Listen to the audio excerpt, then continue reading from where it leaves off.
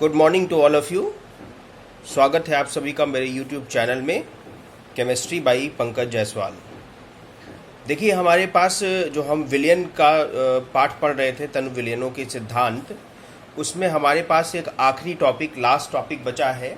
हमने पिछली क्लास तक सारे विलयन के अणुसंख्य गुणों के बारे में पढ़ लिया था। चारों अणुसंख्य गुण हमारे पूरे हो गए हैं, है ना। चारों अणुसंख्य गुण जो हमने आपको बताया था, वाष्पदाब का अपेक्षिक अवनमन, क्वथनांक का उन्नयन, हिमांक का अवनमन और परासरण दाब।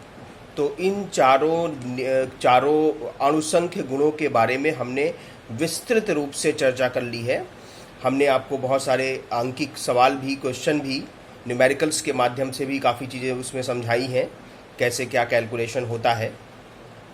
काफ़ी कैलकुलेशन मैंने आपको करने के लिए भी दिया था, जिसके रिस्पांस आपके हमें नहीं मिल रहे हैं। तो जो क्वेश्चंस हम आपको दें वो ज़रूर करें। अगर आप क्वेश्चंस नहीं करोगे तो कंसेप्ट को इम्प्लीमेंट नहीं कर पाओगे और इससे आपका कंसेप्ट जो है पूरी तरह से नहीं बन पाएगा। तो आप क्वेश्चन ज़रूर करें। क्वेश्चन को जो हम आपको क्लास में समझाते हैं उसको समझने के बाद क्वेश्चंस पे ज़रूर फोकस करें। तो आज का हमारा जो विषय है, आखिरी टॉपिक है। देखिए, हमने आपको बताया था कि विलयन वाले चैप्टर में हम लोग जो है द्रवीय विलयनों के बारे में पढ़ेंगे। तो द्रवीय विलयन में हमने सबसे पहला जो विलयन पढ़ा था, वाष्पशील द्रवों के मिश्रण से बना विलयन। दूसरा जो पढ़ा था किसी अवाष्पशील विलेय को, अवाष्पशील ठोस विलेय को अगर द्रव में विलीन कर दिया जाए तो जो विलयन बनेगा। और तीसरा आज हम पढ़ेंगे कि अगर गैस को द्रव में विलीन किया जाए तो जो विलयन बनेगा, गैसीय विलयन, उसके बारे में हम चर्चा करेंगे। तो देखिए, अगर गैसेस को किसी भी लिक्विड या जल में घोलना है तो ज़्यादातर गैसें जो हैं, बहुत सारी गैसें हैं जो जल में आसानी से विलीन हो जाती हैं और विलीन होकर के एक समांगी मिश्रण बना लेती हैं। किसी भी गैस को द्रव में अगर आप घोलेंगे तो हमेशा समांगी मिश्रण ही बनेगा। बहुत सारे उदाहरण हैं इसके। सोडा वाटर में आप उदाहरण ले लें तो सोडा वाटर में हाई प्रेशर पे जल में कार्बन डाइऑक्साइड गैस घुली होती है। आप देखते होंगे कि बहुत सारे तालाब में, झील में, नदियों में, इन सभी में जो बहुत सारे एक्वेटिक एनिमल्स होते हैं, मछली है, बहुत सारी चीज़ें हैं, बहुत सारे एक्वेटिक एनिमल्स हैं जो पानी में रहते हैं। तो उनको श्वसन के लिए ऑक्सीजन कहाँ से मिलती है? तो उनको श्वसन के लिए ऑक्सीजन की जो ज़रूरत होती है वो नदी, तालाब, इनके जल में ऑक्सीजन जो घुली रहती है, तो घुली हुई ऑक्सीजन से ये श्वसन की क्रिया करते हैं और जीवित रहते हैं। तो इस तरह हम देख सकते हैं कि हमारे दैनिक जीवन में भी काफ़ी चीज़ें हैं जिसके काफ़ी चीज़ों ऐसे काफ़ी उदाहरण मिलेंगे जिसमें गैसेस जो है वो द्रव में या जल में विलीन रहती हैं। तो अब विलेयता को अगर समझें तो किसी भी गैस की किसी द्रव में जो विलेयता होती है, विलेयता को विलेयता गुणांक भी कहते हैं। तो जो विलेयता है वह गैस का आयतन क्यूबिक सेंटीमीटर में जो एक निश्चित ताप और दाब पर 1 सेंटीमीटर क्यूब जल में या द्रव में घुलकर संतृप्त विलयन बनाए, तो उस आयतन को, गैस के उस क्यूबिक सेंटीमीटर में आयतन को हम लोग कहते हैं विलेयता, गैस की विलेयता। अब गैस की विलेयता जो है किन किन बातों पर निर्भर करती है, तो आपको मैं ऐसे थॉरली समझाता चलता हूँ। देखिए, आपको किन किन कारकों पर निर्भर करती है द्रव में किसी गैस की विलेयता। तो सबसे पहले गैस और जिस विलायक में उसको विलीन किया जा रहा है उसकी प्रकृति पर, उसके नेचर पर निर्भर करती है। नेचर पे कैसे? देखिए, बहुत सारी गैसेस, आपने गैसीय अवस्था में पढ़ा है कि बहुत सारी गैसें ऐसी हैं जो आसानी से द्रव में विलीन हो जाती हैं, आसानी से लिक्विफाइड हो जाती हैं, आसानी से कम दाब डालते ही भाई गैसों को द्रवित करना है तो या तो ताप घटाएं या तो दाब बढ़ाएं। तो ज़्यादातर कांस्टेंट टेम्परेचर पे अगर हम दाब बढ़ाते हैं तो गैसेस द्रवित हो जाती हैं। तो जो गैस कम दाब डालने पर ही आसानी से द्रवित हो जाती हैं वो ईजिली लिक्विफिएबल गैसेस होती हैं और वो जल में आसानी से घुल भी जाती है। मतलब जो गैस जितनी आसानी से द्रवित होती है उसकी जल में विलेयता उतनी अधिक होती है। इसी प्रकार दूसरे तरीके से समझें कि कुछ गैसें ऐसी हैं जो विलायक में घोलने पर विलायक के साथ अभिक्रिया कर लेती हैं। तो अभिक्रिया कर लेंगी तो भी वो गैसेस विलायक में आसानी से घुल जाएंगी। जैसे आप देख सकते हैं CO2 है, HCl है, SO2 है, अमोनिया है, ये गैसेस आसानी से द्रवित हो जाती हैं और जल में अगर घोली जाएंगी तो जल से अभिक्रिया भी कर लेती हैं।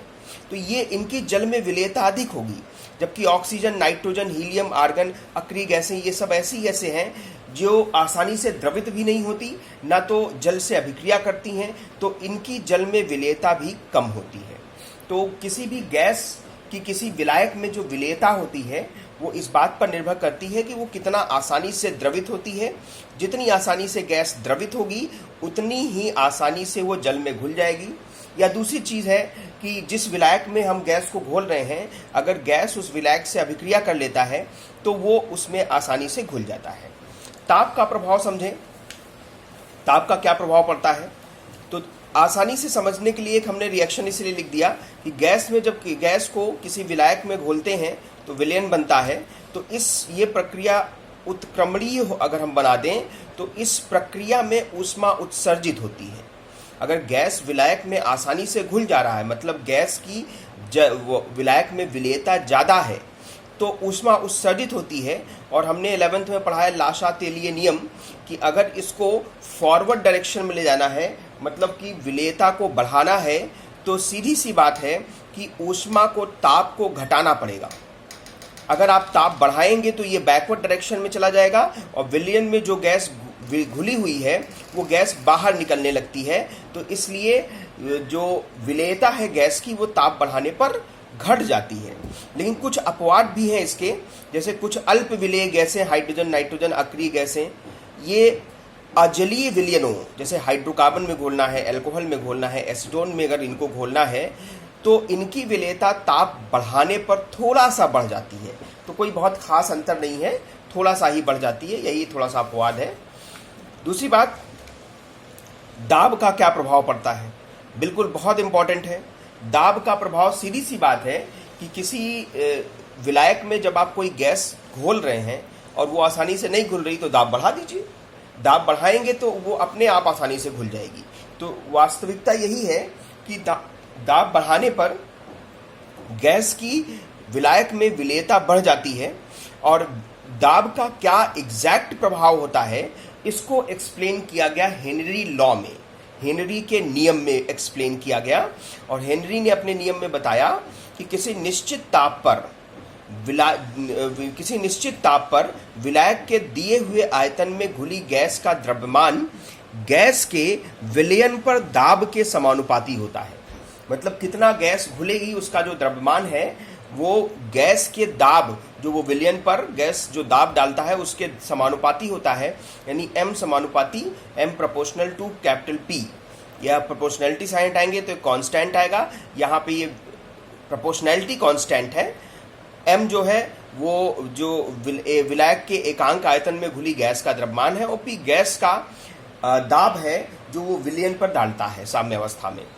K नियतांक है जिसका मान, ध्यान रखिएगा, K का मान जो है वो गैस की प्रकृति पर निर्भर करेगा, विलायक की प्रकृति पर निर्भर करेगा, ताप पर निर्भर करेगा और दाब के मात्रकों पर निर्भर करेगा। ग्राफ प्लॉट करें, प्रोपोर्शनल है तो स्ट्रेट लाइन ग्राफ और M और P के बीच आएगा।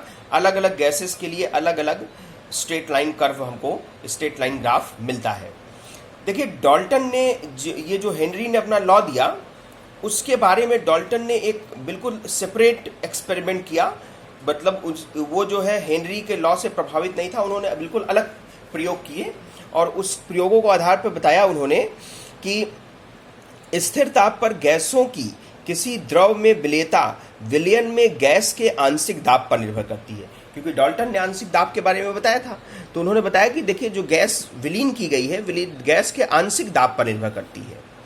अच्छा, अब बात करें कि हेनरी लॉ को अगर मोल फ्रैक्शन के फॉर्म में प्रदर्शित करना है, हेनरी लॉ को मोल फ्रैक्शन के फॉर्म में प्रदर्शित करना है तो हम कैसे करेंगे।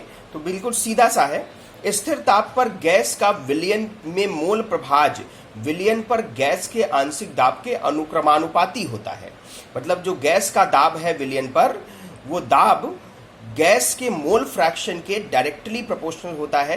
प्रोपोर्शनैलिटी साइन टाइम कांस्टेंट आएगा, इसे KH कहते हैं, जिसे हेनरी नियम कांस्टेंट कहते हैं, हेनरी लॉ कांस्टेंट कहते हैं। जिसका मान अलग अलग गैसों के लिए अलग अलग आता है। आगे बढ़ते हैं।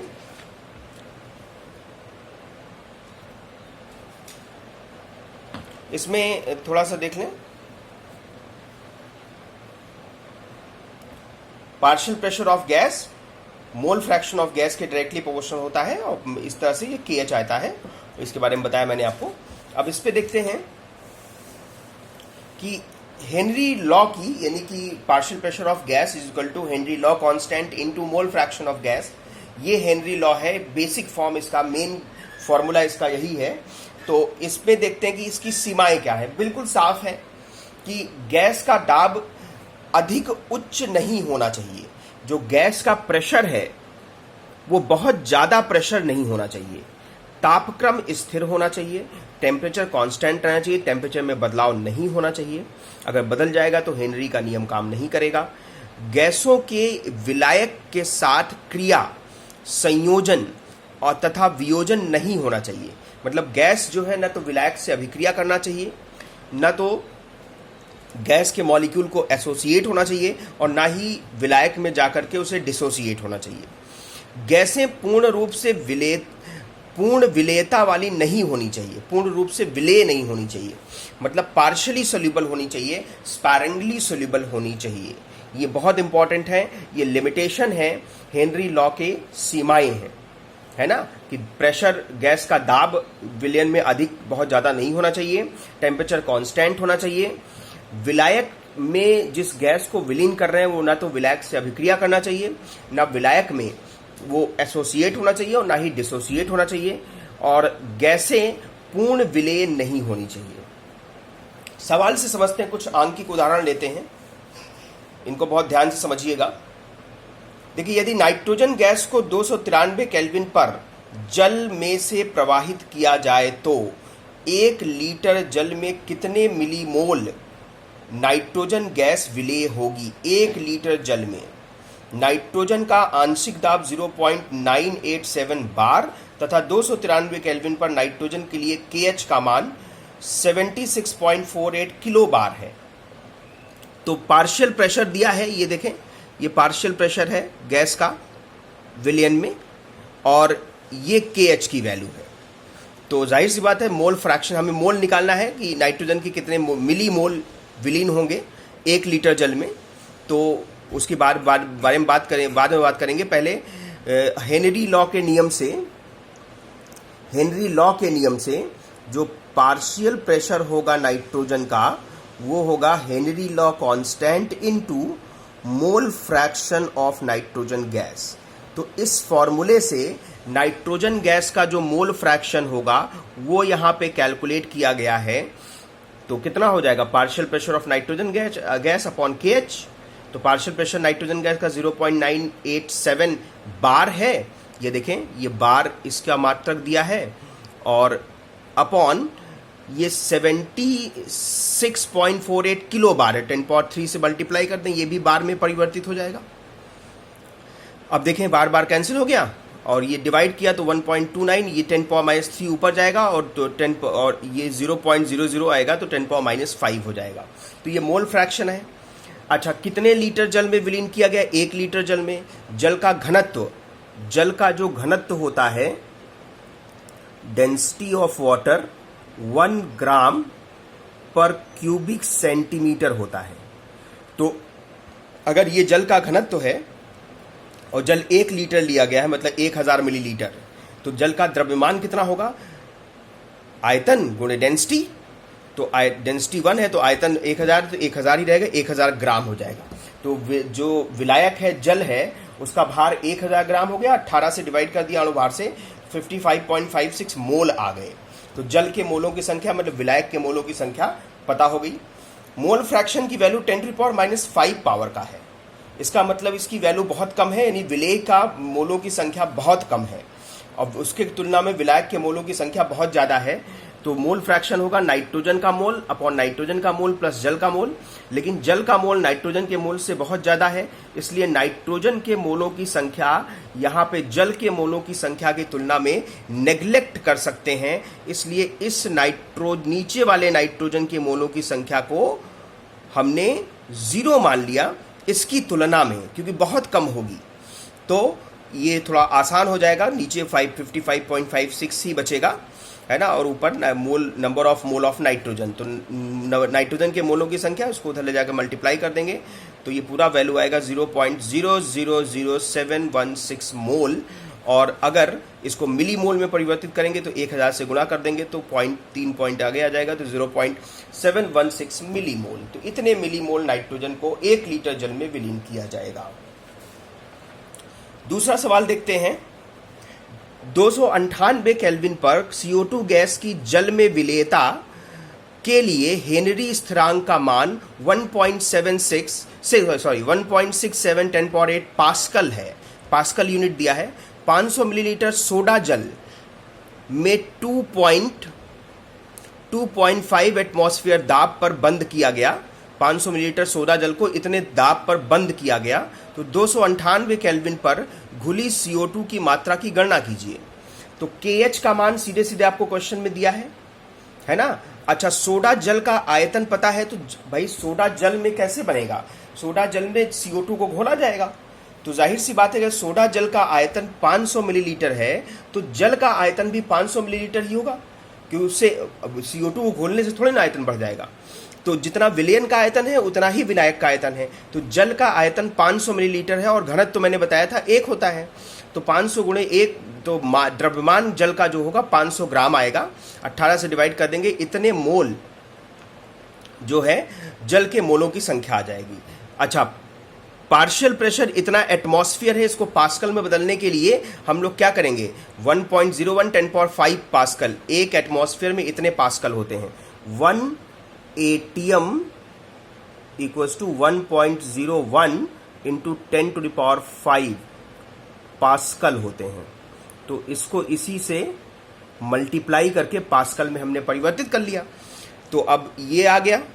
तो मोल फ्रैक्शन CO2 का क्या होगा भाई? देखिए इसी फॉर्मूले से कि partial pressure of gas, gas का पार्शियल प्रेशर, गैस कौन सी है? CO2, partial pressure of CO2 Henry law constant और मोल फ्रैक्शन ऑफ CO2। इससे CO2 का हमने मोल फ्रैक्शन निकाला, तो partial pressure CO2 upon Henry law constant, ये इतना आ गया। वही सेम चीज, क्योंकि 10⁻³ पावर का है, तो विलेय के यानी CO2 गैस के मोलों की संख्या वाटर के मोलों की संख्या की तुलना में बहुत कम होगी, तो नीचे से वाटर के मोलों की संख्या हटा सकते हैं, CO2 के मोलों की संख्या हटा सकते हैं। तो ऊपर CO2 के मोल बचे, नीचे जल के मोल बचे। तो CO2 के मोल हमको नहीं पता है, जल के मोल पता है, तो ये मल्टीप्लाई कर लिया, ये इतने मोल आ गया हमारे पास। CO2 के 0.04213 मोल को 500 मिलीलीटर सोडा वाटर में विलीन किया गया है। तो ये सवाल मेरे ख्याल से आपको समझ में आ गए होंगे। आइए कुछ न्यूमेरिकल मैं आपको करने के लिए देता हूँ, इसी पे डिपेंड है। सड़े हुए अंडे जैसी गंध वाली विषैली गैस H2S गुणात्मक विश्लेषण में उपयोग की जाती है। आपने जो है कैटायन का टेस्ट, सॉल्ट में जब हम कैटायन का टेस्ट करते हैं तो उसमें कई सारे ग्रुप के टेस्ट में ग्रुप रिएजेंट का काम करता है H2S gas. H2S gas pass करते हैं तो उसका जो है कोई ना कोई कलर हमको सॉल्ट का मिलता है, तो इसका मतलब ये गुणात्मक विश्लेषण में प्रयोग की जाती है। इसकी सड़े हुए अंडे की जैसे स्मेल होती है और ये विषैली गैस है। यदि H2S गैस की जल में STP पर विलेयता दिया है मोलालिटी में, तो जाहिर सी बात है इसको मोल प्रति लीटर में बदल देंगे। तो हेनरी स्थिरांक की गणना कीजिए, KH की वैल्यू फाइंड करनी है। तो इसमें आप थोड़ा सा दिमाग लगाइए कैसे करेंगे। इसमें मोलालिटी से मोल फ्रैक्शन निकाल लीजिए और हेनरी लॉ कांस्टेंट निकाल लीजिए, क्योंकि STP पर है, तो STP पर प्रेशर ऑफ H2S गैस जो होगा वो 1 एटमॉस्फेयर और बार में दिया है तो 1 बार होता है ना। और मोललता दिया है तो मोललता से मोल फ्रैक्शन निकाल लीजिए। प्रेशर गैस का पता हो गया, मोल फ्रैक्शन पता हो गया, हेनरी लॉ कांस्टेंट निकल आएगा। दूसरा है वायु में अनेक गैस, वायु अनेक गैसों का मिश्रण है। जैसा कि हम सब लोग जानते हैं कि वायु में बहुत सारी गैसें मिक्स होती हैं।